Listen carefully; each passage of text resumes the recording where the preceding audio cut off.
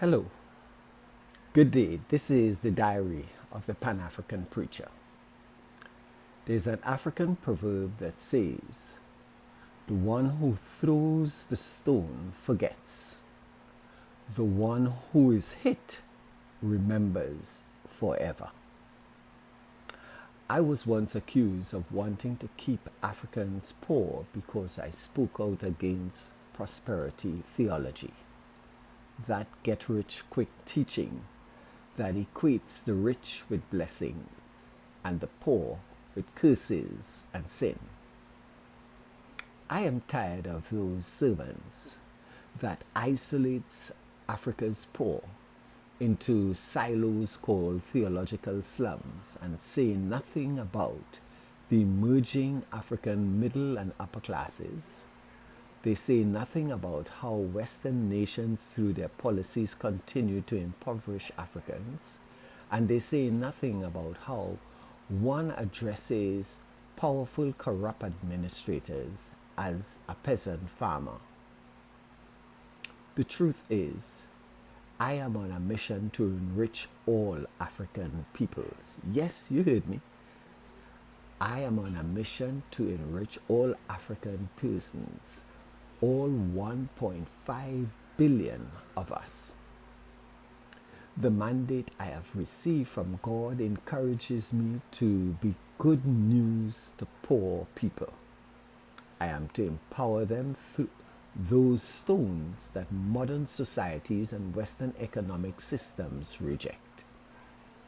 Speaking of stones, I am reminded that Jesus replied, "I tell you, if these poor people of poor people of Jerusalem keep silent, the very stones will cry out in praise to God."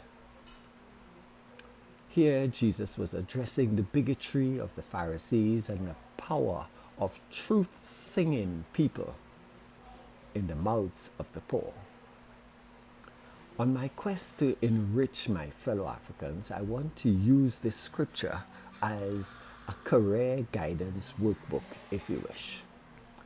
One of the things that weakens the church in Africa is when we read the Bible within the demarcation lines and the limits set by Western European interpretations.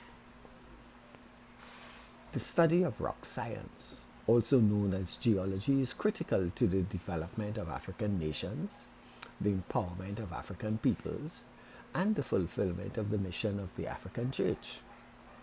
We need, as African church leaders, to encourage our youthful population to occupy until Jesus comes.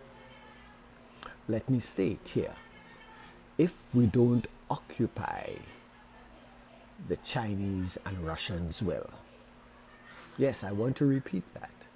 If we as Africans do not occupy the spaces of opportunities that exist on our continent, foreigners will. Today's Africa is in short supply of indigenous rock scientists. This is happening when we are at the forefront of the negative impact of the climate crisis. Why not let the earth show forth the handiwork of God? Why not let the truth of God be seen in the mining and quarrying sectors, oil and gas drillings, road and railway construction, environmental science, archaeology, and even paleontology? Poverty reduction is the job of the church and is an essential part of the gospel taught by Jesus the Messiah. However, I part company with the prosperity gospel teachers for their wish to reserve the wealth just for the few, and where they handcuff God's blessing to a capitalist philosophy. Africa's redemption must also include mineral rights legislation for ordinary Africans who live on top of the gold, silver, and platinum ores. If Christians won't speak out about the injustice of poverty in Africa, then the very stones will declare the glory of God. Ashe.